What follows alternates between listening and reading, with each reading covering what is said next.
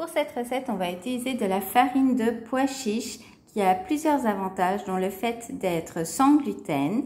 Elle contient en plus des vitamines, des minéraux. Elle est riche en protéines par rapport à d'autres farines. Elle contient 2 fois plus de protéines et elle est à IG bas. On va utiliser également du miel ou du sirop d'érable, 30 g, 40 g d'huile de coco fondue, environ 300 g de bananes, 1 cuillère à café de cidre de pomme, 2 cuillères à café d'extrait de vanille, 60 g de noix, 2 œufs, un quart de cuillère de sel, une demi-cuillère de bicarbonate de soude et moi je mets 2 cuillères de cannelle, mais vous pouvez ajuster en fonction de votre préférence.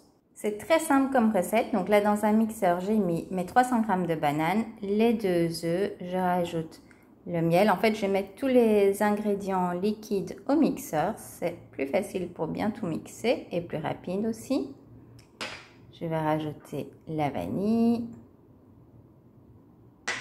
le cidre de pomme et l'huile de coco fondue.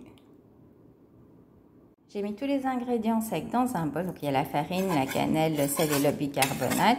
Je viens tout simplement mélanger. Et ensuite, je vais rajouter les ingrédients mouillés que j'ai tout simplement mixés. Je vais mélanger tout cela. Voilà, j'ai simplement mélangé. Je vais rajouter maintenant les noix qui sont en option. Vous pouvez aussi mettre des pépites de chocolat en fonction de vos préférences, vos envies. Et il suffira maintenant de le passer au four. Comme je vous disais, c'est super simple et délicieux. Et voici le résultat après 33 minutes dans mon four à 160 degrés. Ça peut varier d'un four à l'autre.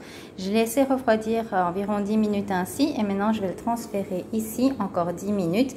Et ensuite, je pourrai le découper.